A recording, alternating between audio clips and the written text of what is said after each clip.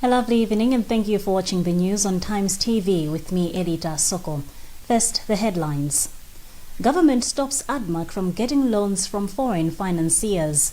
Simon Mvoa Kaunda's case at the African Court of Human and People's Rights challenged by government. And Action Aid says Malawi needs 82,000 teachers to achieve the 60-to-1 teacher-pupil ratio by 2030. We have these and other stories, do stay with us.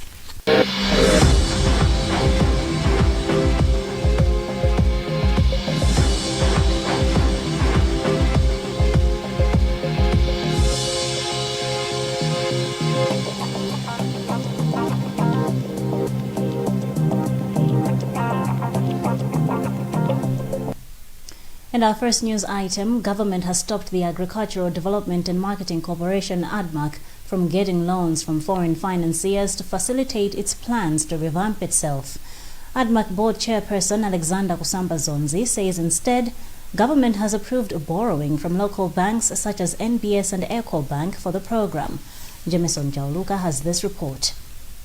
Among other ventures, ADMAC wants to have a textile company, a surgical wool manufacturing company, fertilizer manufacturing company, grain and milling company, and rice milling company as part of its turnaround plans. On top of NBS Bank and Ecobank locally, ADMAC was also in talks with Northern Capital from Zimbabwe, Trooper Group of South Africa, and BT Commodities, again from South Africa, which were middlemen between ADMAC and some international banks. Kusamba Zonzi said after screening the middlemen and the banks themselves, government has advised against the foreign companies. ADMAC needs 403 billion kwacha for the exercise, and it is clear that the two banks cannot meet the demand.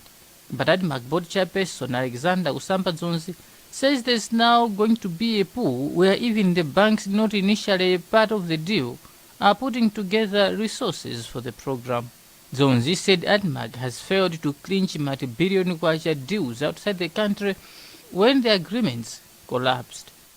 Let's say for the BT Commodities, a South African-based financier, we have lost a maize deal of about 1.2 million metric tons. We would have bought this amount of maize from our farmers and sell. Now, we have lost that deal because the arrangement was that we capacitate ourselves by getting money from them, and they actually charged us about 2.5% interest rate with 2.5 years grace period, and the payment period of 5 years thereafter. It was the best deal, I have to be honest, that we have secured. But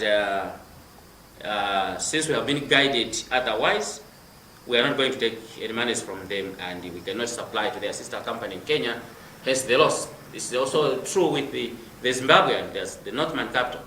500,000 metric tons of our grain would not be secured by ADMAC because we have changed the financiers. The same thing with the Trooper Group, 400 metric tons every month supplying to Zimbabwe, soya. Zonzi, however, assured the general public that ADMAC has enough money to buy maize and other farm produce from the farmers.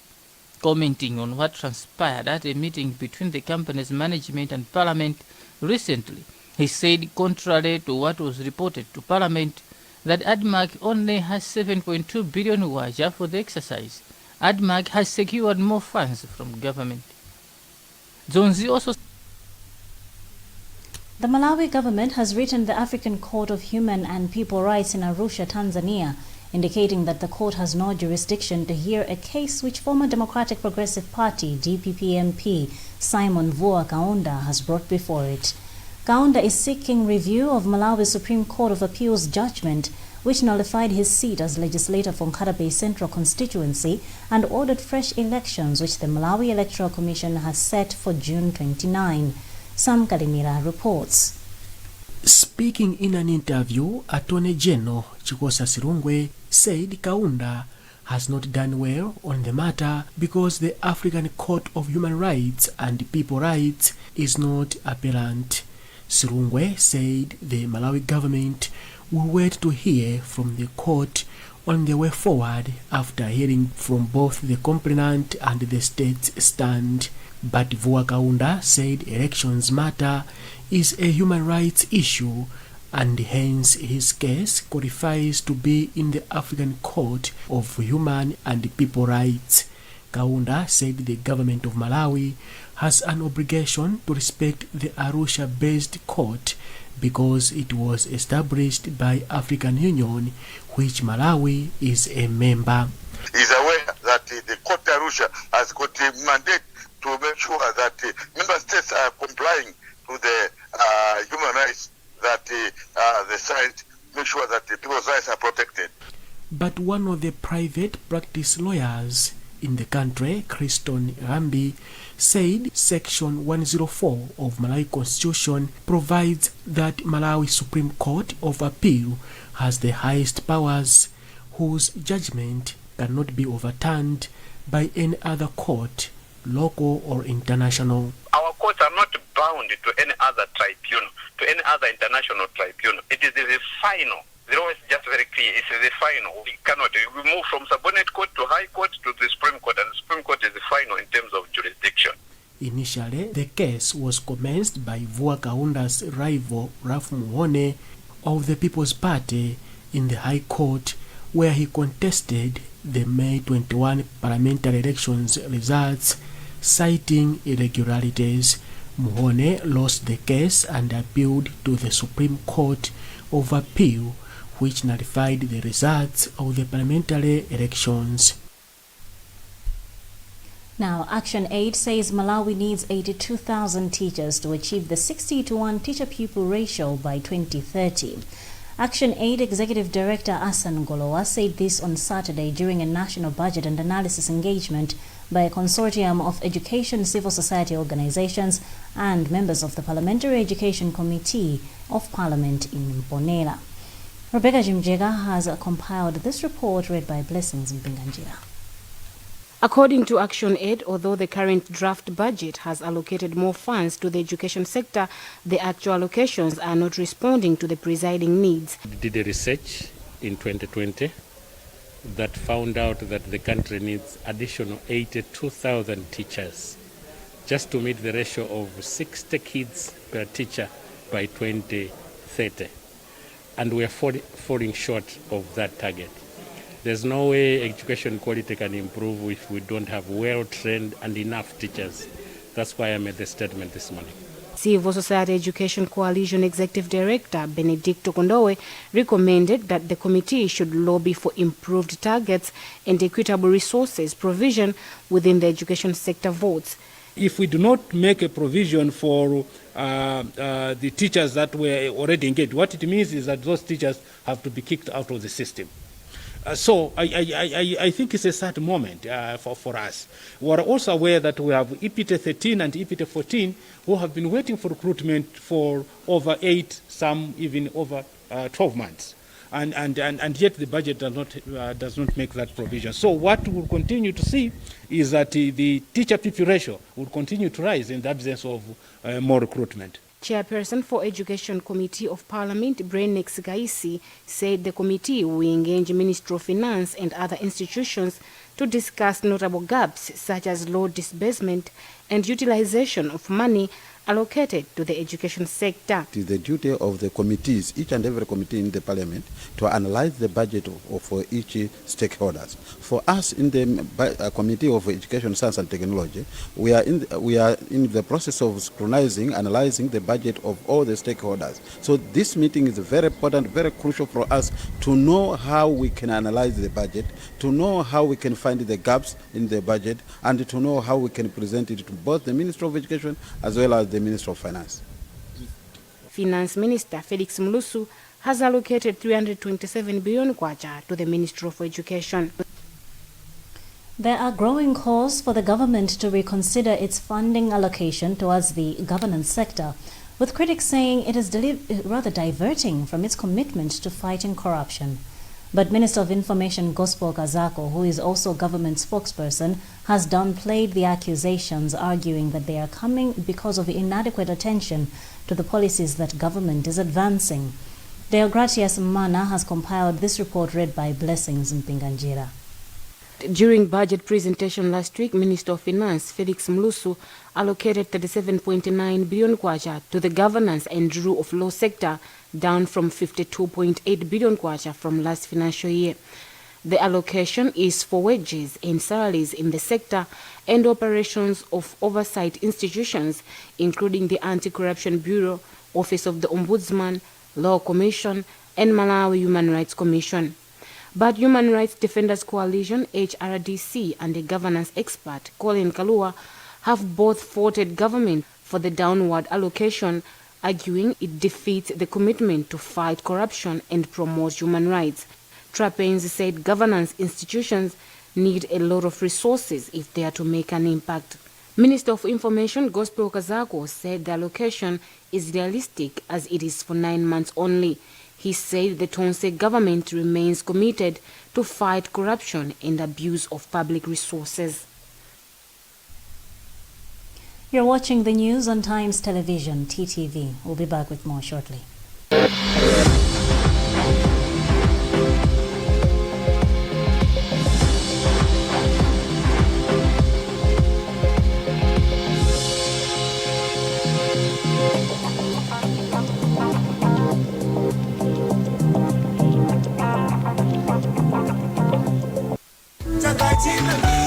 Tipolole kungonjezera mayunitsi a TNM kuyambira 200 kwacha kapena kuposera pamenepo mutha kukhala mmodzi mwa mamilioneya mu TNM Tipolole promotion.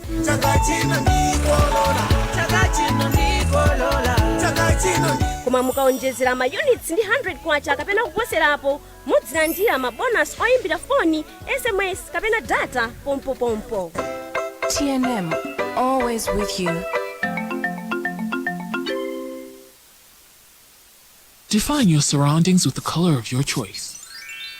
Make it warm, creative, friendly, and vibrant. Coat textures, durable color options, with up to 1,200 color shades to choose from. Be it economy range or premium range paints, innovative paint and color technology in every drop. Available in Blantyre, Build Africa, and Limby Corner Mart Building, and in Lilongwe along M12 Road close to Gateway Mall.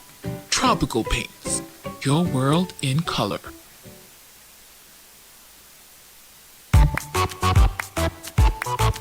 Hi, little one. What seems to be the matter? I know just what you need. Me! I'm Classic Milk, your instant milk powder. Perfect for breakfast, tea time, or evening time. Whether you're working hard in the office or just relaxing at home. And I'm suitable for tea, coffee, or an instant milk drink for kids just like you. Yes! That's exactly how I make you feel. Classic instant milk from Rab Processors. Full cream milk powder for the whole family.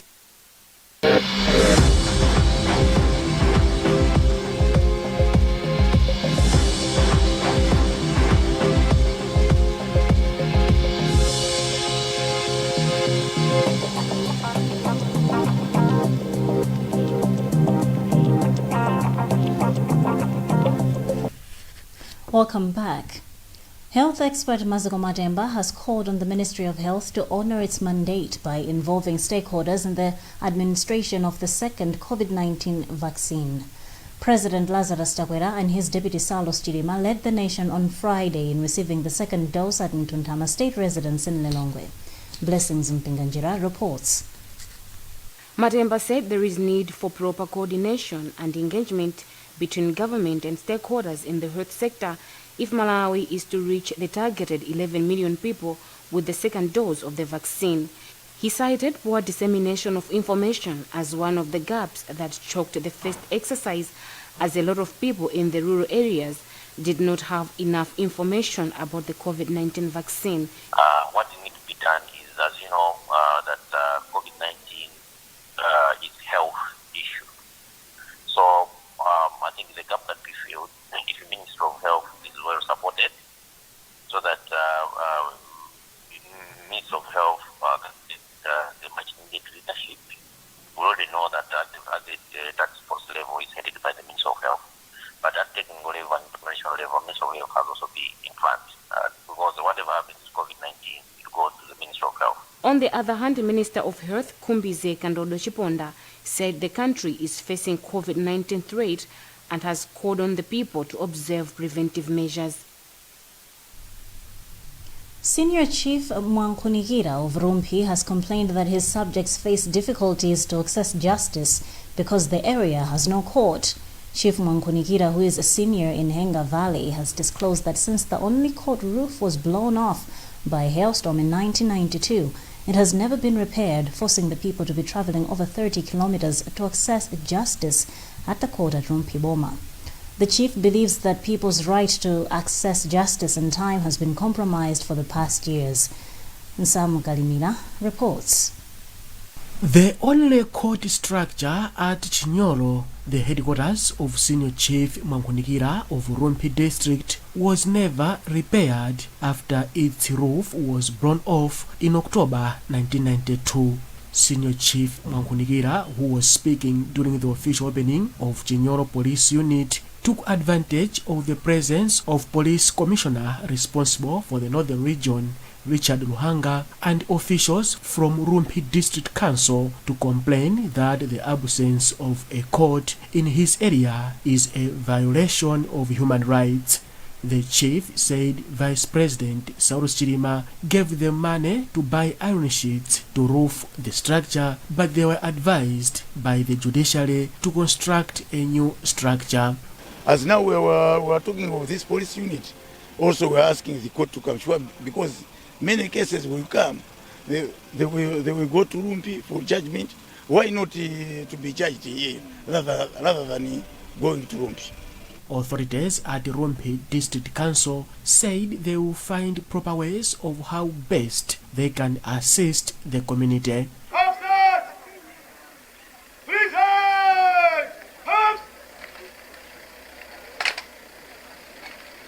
Meanwhile, Commissioner Luhanga said the coming of the police unit in the area will help to reduce crimes such as theft, robbery, and defilement, among others.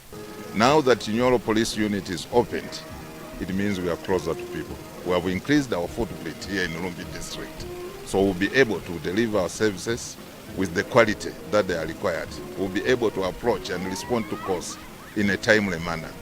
So I'm very confident that with the coming of the Chinyolo Police Unit, the relationship that exists between the communities and the police will be enhanced, because we'll be able to deliver the services in order to meet the expectation of the community. Chinyolo Police Unit, worth 19 million kwacha, has been constructed using district development funds. Now, as Malawi joins the world in commemorating the World Environment Day today, government has decided to launch a toll-free number, 5153, aimed at helping citizens report any illegal activities, including corruption, taking place in the environment and natural resources sector. Minister responsible Nancy Tembo said at a news conference in Lilongwe that the number can be used by the general public on both a TNM and Airtel network users. Tembo believes the use of the toll-free number is one of the effective ways of protecting the environment. She explains. Throughout the country and throughout the global village, everybody has to take responsibility, because we have rivers that need to be protected. We have mountains that need to be protected. We have species, plant species, animal species that need to be protected, or ecosystems that need to be protected. And so it cannot be just the responsibility of a government, but every living being, human being, has to take care of the environment, because that is what provides life to all of us. And we have to take care of that which provides life to us. Otherwise, our lives, our very existence as human beings is in peril.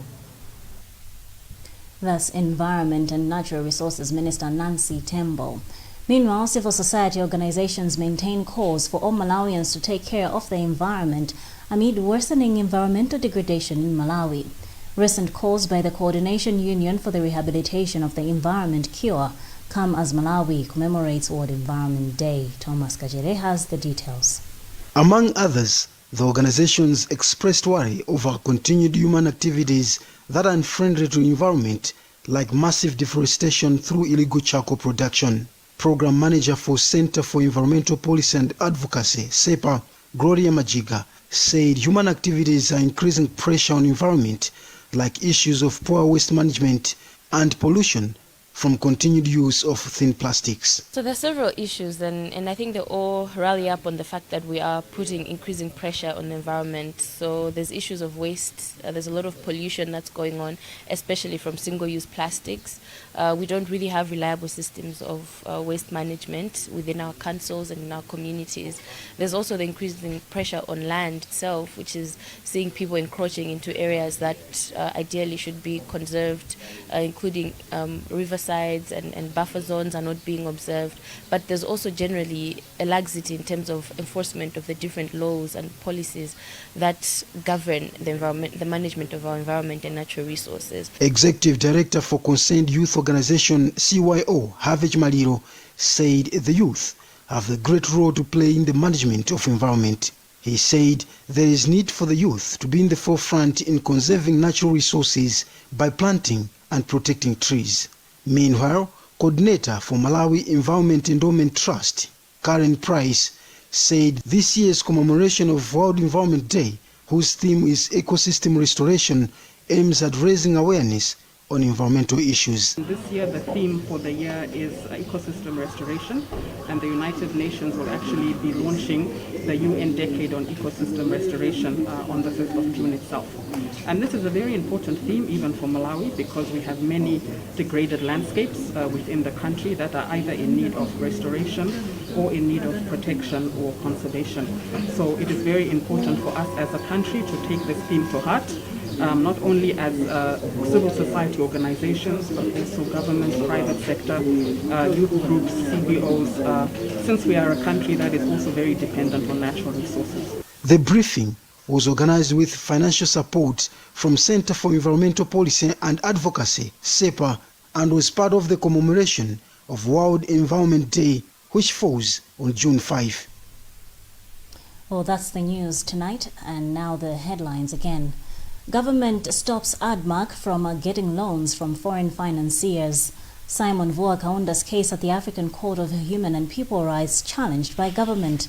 And ActionAid says Malawi needs 82,000 teachers to achieve the 60-to-1 teacher-pupil ratio by 2030. You've been with me, Elita Sokom. You can get more on these and other stories by visiting our website, www.times.mw.